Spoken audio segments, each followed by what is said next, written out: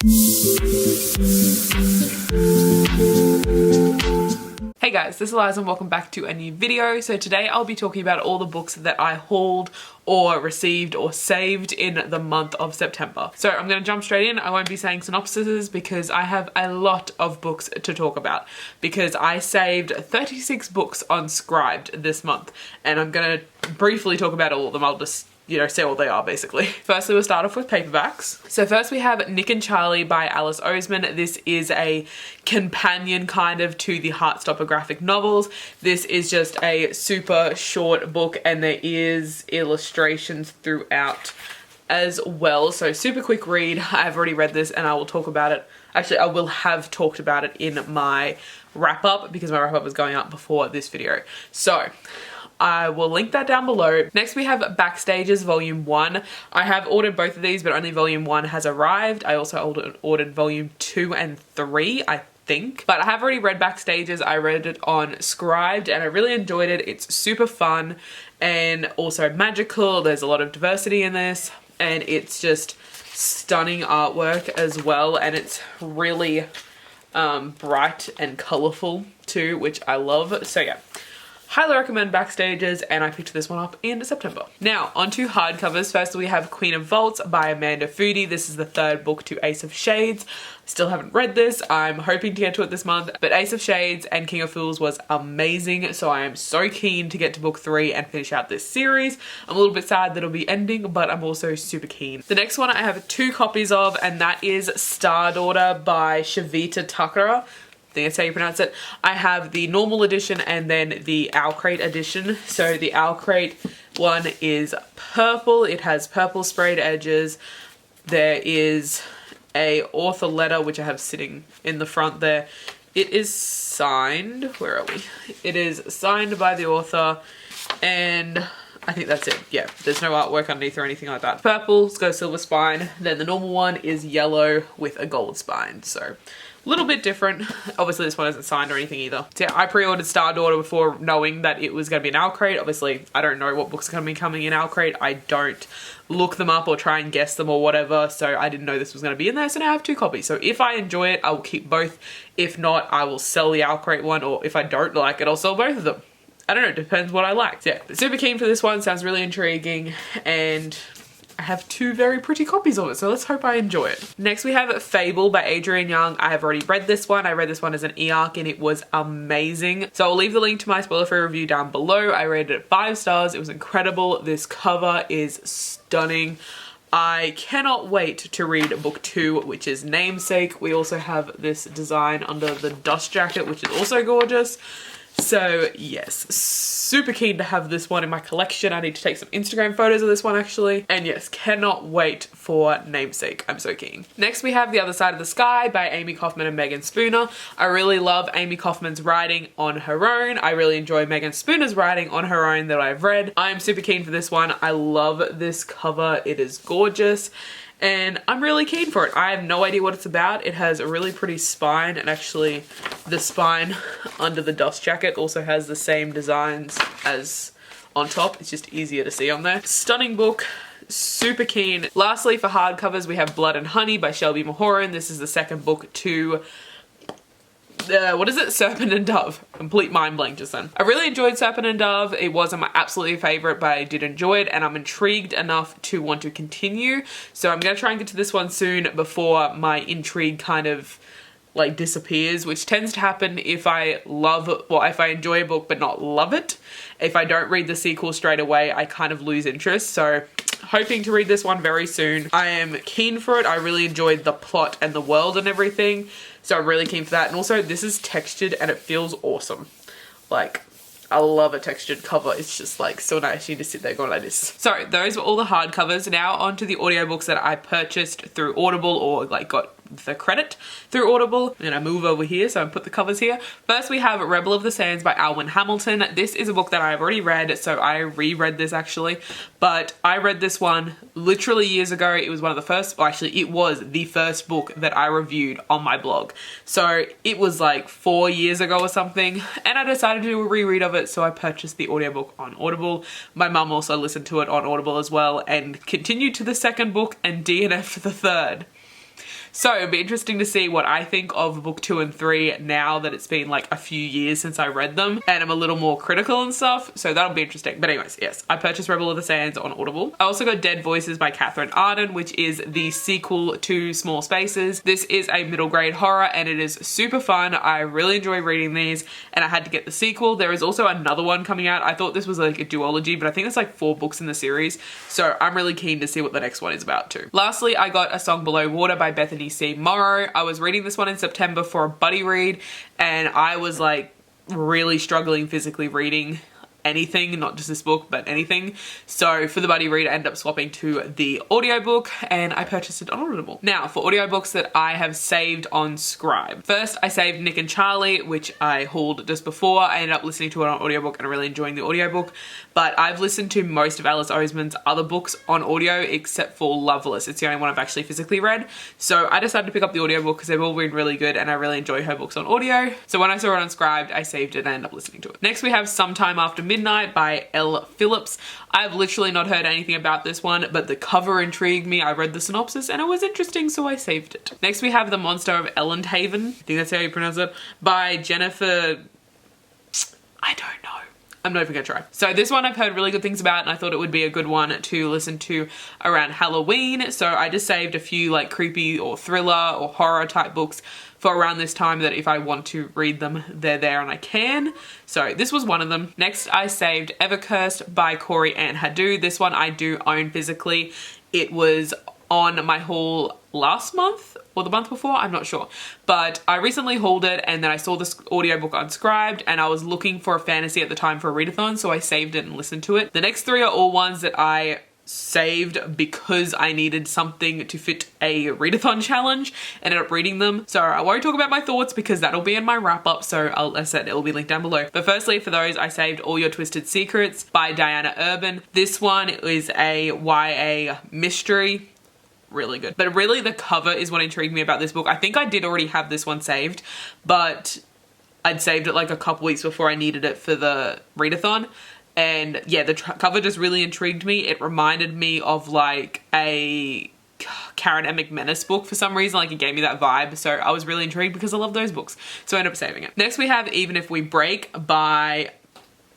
I'm not even going to try and pronounce that either. This one I found because I looked for suggestions on the Facebook group, one of the Facebook groups, I don't know which one it was, but someone recommended this because I was really in a mystery thriller mood, but I needed a book with a LGBT character. Was it LGBT? Yeah, I think it was. But one of the characters is trans. So that's what I used this book for that challenge for, and it also really intrigued me. The synopsis sounded interesting, so that's why I chose this out of the ones that I was recommended. Next we have Next Girl to Die by Dia Porora.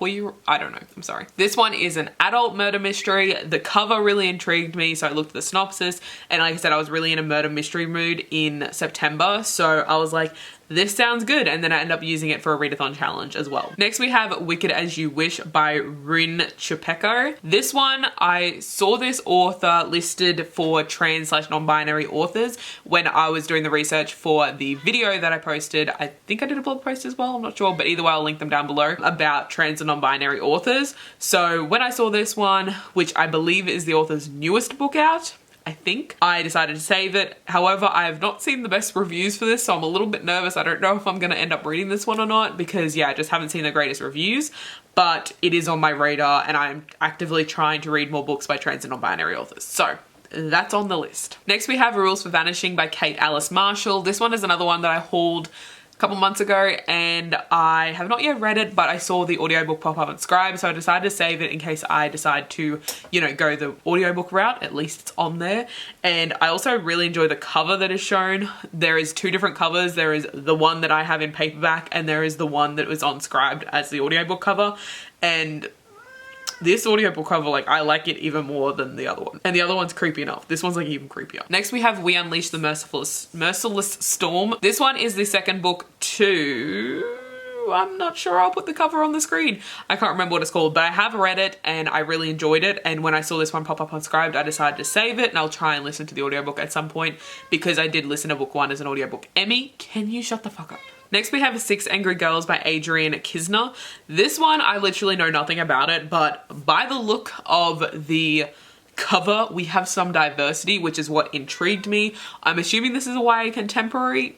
I can't be 100% sure, but it looked interesting, so I decided to save it. Next, we have The Dragon Republic by R.F. Kong. I have read The Poppy War, and I really enjoyed it, but I did read it physically, and because it is adult fantasy, and I really have not been in the mood for adult fantasy, just because it's so dense, I haven't gotten around to reading the second book, which I actually have an e-arc of. That's how long I haven't read it yet. So when I saw this audiobook pop up, I was like, good, I might be able to actually sit down and read it or listen to it and get it read so that way I can review it, because like I said, it's been a while. Next one is another one. I'm not going to try and pronounce the author's name because I have no idea, but the book is called Pet. This is another one that I found when researching for the trans and non-binary authors, and then after doing that research a couple of weeks later, it popped up on my Scribd, so I saved it because I am intrigued and I am interested in reading it, so I might end up picking up the audiobook, and since it's there, I saved it. Next, we have The Memory Thief by Lauren Menzies. This one I have seen around a fair bit. It's not a recent release though, I don't believe. I think it was like last year or something, but I am intrigued about it. It's always looked interesting, so when I see it pop up on Scribd, I decided to save it. Next, we have Bewitch. I think that's how it's meant to be said. It's got an asterisk in there, but I'm assuming it's meant to be Bewitch. But this one, I honestly thought it was a graphic novel, and I just saved it because I'm like, that looks interesting. I like the artwork. Thought it was a graphic novel based on the cover. It's actually an audiobook, so it's not a graphic novel. I mean, there is an audiobook for, what's that, Nimona? It's got an audiobook, which I don't get, but you know, either way, I'm pretty certain this isn't a graphic novel. But either way, I saved it. It looks intriguing, and I do love the artwork on the cover. Next, we have Ghostwood Song by Erica Waters. This one I've seen a heap on Instagram, actually. I've seen this cover pop up a fair bit, so I decided to save it on audiobook when I saw it pop up on Scribd because I've been intrigued about it. I haven't really read what it's about, but it looks interesting. Next, we have The House in the Cerulean Sea. This one, literally everyone and their dog has been talking about. It kind of just popped out of nowhere, and all of a sudden, I was seeing the cover everywhere. Everyone was talking about it. Saw it pop up on Scribd, so I'm like, everyone's talking about it. I might need to know what it is, so I saved it. Next, we have The Sound of Stars by Alicia Dow. This one I do have a physical copy of. I bought the hardcover last month, I believe it was, but I saw it pop up on Scribd, so I saved it because I might end up listening to it there. I have been in a little bit of reading slump, and I know that I read less during the on season at work because I'm busy with work, and when I'm not at work, I'm tired, or I'm filming, or I'm writing blog posts, so I tend to listen to a lot more audiobooks. So when I saw it pop up, I was like, cool, I might actually get it read, and I'm also really intrigued to listen to this because this synopsis sounds so freaking interesting. Like, so interesting. Next, we have Clown in a Cornfield by Adam Caesar. This one is another like horror one that I thought I should pop on my list because, you know, you're meant to read horror and shit in October. I'm in Australia, okay? We barely celebrate Halloween. Like, I get dressed up and go get pissed at the pub. That's it. Like, that's my Halloween. But I was intrigued by this one. It was on my anticipated releases, and I've heard good things about it. I love the cover. It gives you very, like, nostalgic, old school horror vibes. So I'm intrigued, might end up listening to it on the audiobook, but also audiobooks and horror, like, they're a good mix, but it also means they're 10 times creepier than they probably are written because someone's actually talking it. Depends how good the narrator is. Like, the narrator can make or break a horror audiobook or a mystery audiobook or any really, but mostly horror because, like, that's what makes it really creepy is how it's read. Next, we have Bella Revolt by Lindsay Miller. This is another one I already own. I've had this one for a few months now, and I saw the audiobook pop up again during the on-season. Listening to audiobooks makes more sense, so I might end up listening to it, but I am super keen for this, and I love Lindsay Miller's writing from what I've read so far, so I might end up picking up this one. Next, we have The Girl of Hawthorne and Glass by Adam Jurate Poole. But this one, honestly, the cover intrigued me. Like, it looks really interesting. It gives me kind of horror, like, not really horror, maybe like mystery thriller vibes. I don't know why. Like, fantasy mystery thriller is the vibes I get from this audiobook cover, or book cover. I have no idea what it actually is, but it looked interesting. I have seen it talked about on Instagram a couple times, so I saved it. And yeah, maybe one day I'll listen to it. I don't know. Next, we have Kind of a Big Deal by Shannon Hale. This one has a really intriguing synopsis, but I've also heard pretty mixed things about it. This is a YA no, it'd be fantasy. But yeah, haven't heard the best things about it. I've heard that, like, it's a really intriguing synopsis, but it wasn't executed very well. So I'm a little bit nervous about this one, but, you know, I might end up listening to it. At least if it's an audiobook, I can more easily get through it. You're not like pushing yourself through it while physically reading. At least with an audiobook, you can just pop it on and do whatever the hell you want. Next, we have Trader by Amanda Macrina. This is a World War II historical fiction, and I am really intrigued about it. It's on my anticipated releases. I was hoping this would get picked for the historical fiction buddy read in the month of October for the YA book nerds, but Salt to the Sea got picked instead. So, which I'm not mad about because I love Salt to the Sea and I wanted to do a reread of it anyway, but I did want this one to be picked because I'm really intrigued about it. But then I saw it pop up on Scribd. I was like, perfect, might end up listening to it. Next we have A Song of Race and Ruins by Rosanna A. Brown.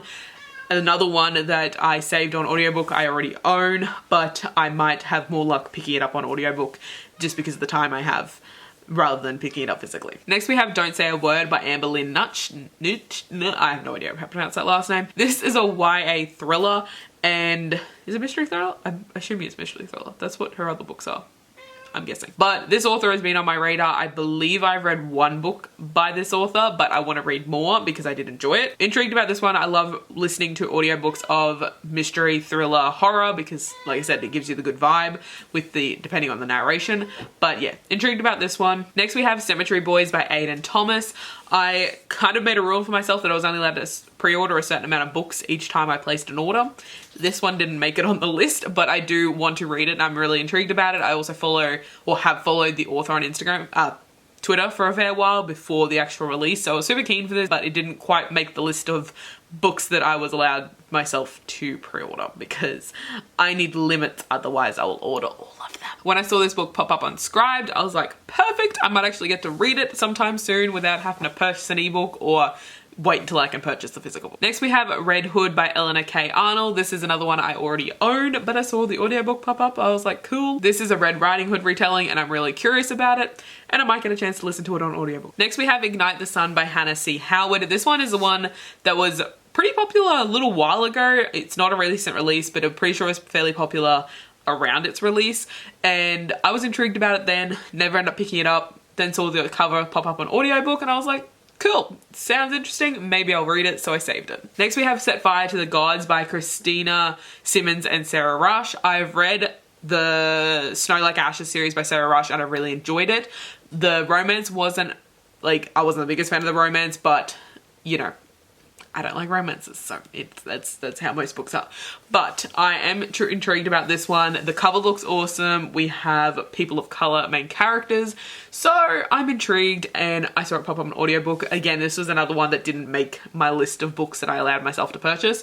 So I saw it on Scribd, saved it, really keen for it, and I don't think I've read anything by Christina Simmons. The author's name doesn't even sound familiar to me, but I'm keen because, like I said, Sarah Rush, I really enjoyed her writing, bar the romance, but that's on me, not really her. Next, I did save the audiobook for Star Daughter, which I have 2 copies of.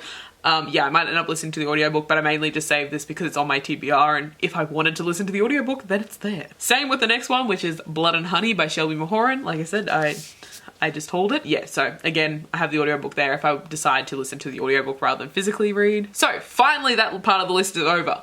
Next, we have the ebooks that I saved on Scribd. 4 of these are graphic novels, 1 is an actual novel. So firstly, I saved The Avant-Gardes Volume 1 by Carly Usden and Noah Hayes.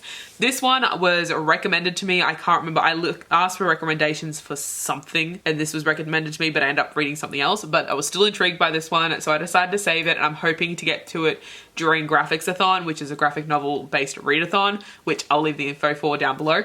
But I'm hoping to get to that one during Graphics-a-thon. It looks really intriguing and I love the art style from what I've seen on the cover. So super curious about that one. Next, I saved Lumberjanes Volume 2 by a heap of authors. I read Volume 1 and I enjoyed it, but I wasn't like fully invested yet because I feel like some graphic novels it takes me like a couple volumes to get into. But yeah, this one was one of them. It doesn't always happen. Like the backstages, I was like, first one I was like, yes, this is amazing. But like some of them it takes me a couple. So I'm gonna give Volume 2 a go. If I still am like meh about it, I probably won't continue. But I decided to save it, so yeah, we'll see how it goes. Again, I'll probably try and get to it during Graphics-a-thon, depending on how much time I have. Next we have Pandora's Legacy, which is another graphic novel, another one by like multiple authors. And this one, the cover intrigued me, the title intrigued me. I have no idea what it's about, but I saw it pop up as a recommendation because I've saved other graphic novels and I was like, cool, sounds interesting. I have it on my Graphics-a-thon TBR, so we'll check it out. Next we have Slam by Pamela Ribon and Veronica Fish. This is another graphic novel. This cover has always stood out to me on Scribd. I've never actually saved it, but I'm like, fuck it, I'm gonna save it. And I have it on my Graphics-a-thon, and my camera just cut out. So yeah, I have it on my Graphics-a-thon TBR, so we'll check it out, see what it's about. But just this cover, like the bright green, the bright pink, I'm interested, okay? Now for the non-graphic novel, we have We Are Not Free by Tracy Chi. That rhymes and I love it. This one was another one I got recommended because I asked for some type of recommendation. I can't remember what it was, I'm sorry. But I had got this one recommended, but I didn't end up reading it. And I'd also seen it on Scribd and the cover intrigued me. And I was curious, so I ended up saving it. But like I said, I did get it recommended to me. I can't remember what the recommendation was for, like what I asked for. But obviously someone enjoyed it and they recommended it to me, so we'll see. Next we have the ebook, and this one I didn't actually save this month, but I haven't hauled it yet, and I only thought of it the other day because I signed into my other Amazon account. I accidentally have two, I don't know. But this book, so there was I think it was like suggestions for NaNoWriMo or something like that. But no, it might have been a meme or something. I don't know. There was this thing, it was like, why do we choose like YA characters as like chosen ones when they should be focusing on life and school and all that, when we could choose like grandmas that are retired? Someone wrote a book about that. I will read the synopsis for this one, but it is called Mrs. Percival and the Blue Fire Crystal by Dash Hoffman. And this fucking cover, like it's literally a grandma and like her butler and like a couple cats. Like it's amazing. Let me go find the synopsis. Y'all need to read this, like this is amazing. And it's also free on Kindle Unlimited. So if you have Kindle Unlimited, go and check this out. I don't know how much it actually, it's $6.97 in Australian dollars on Kindle. So, you know, it's under 10 bucks. Go and buy it. So the synopsis says, who says a grandma can't go on epic adventures armed with a half a dozen cats, a cane, and stab-tastic knitting needles to save a magical world? Meet your new little old lady heroine. Just when she's told she's too old to be useful to anyone anymore, a mythical creature with self-esteem issues and a worrying candy habit sneaks into Mrs. Percival's home and tells her there is a prophecy. She's the chosen one, and it's up to her to save the enchanting world of Korev. I think that's how you pronounce it. The feisty 73-year-old golden girl must find her way through a bizarre, wild, magical land to take back the powerful blue fire crystal which is stolen by a malevolent and mysterious force. If she fails, Korev will be consumed by destruction and chaos. Smart and sassy and armed with her stab-tastic knitting needles, our courageous grandma, along with 7 mosaic personality cats and a skeptical yet devoted butler, sets off on an epic and dangerous journey with dragons, fairies, inklings, and more. She's determined to defeat the evil thief, even if she has to whack them with her cane. If you're looking to escape reality for a while with a laugh-out-loud, heart-touching adventure, discover heroine you never knew you needed today. How fucking awesome does that sound? And this also has really good reviews. Like when I actually went on there to board it after I'd like heard about it, it has like mostly 4 and 5-star reviews. Yeah, it's like a public rating of 4.2 out of 5 out of 150 ratings. Like I know that's not that many ratings, but for a self-published, I believe, smaller known book that isn't YA, like that's pretty good. So yeah, I'm super intrigued by that one and I cannot wait to read it. I'm hoping to get to it soon because it is an ebook. So I like having ebooks when I'm at my partner's place because I can lay in bed and I don't have to like hold up a book or anything. So I'm hoping to get to that one soon. But that is all the books that I purchased or saved in the month of September. Let me know what ones I should put highest priority on my list. Are there any on here that are amazing and I need to read very soon? Have you read Mrs. Percival and the Blue Fire Crystal? Because I need to know. And if you haven't read it, are you going to save it based on that synopsis? Because as soon as I read that, I was like, I fucking need this. It is amazing. So anyways, that is it for this video. I hope you guys enjoyed it and I'll see you in my next one.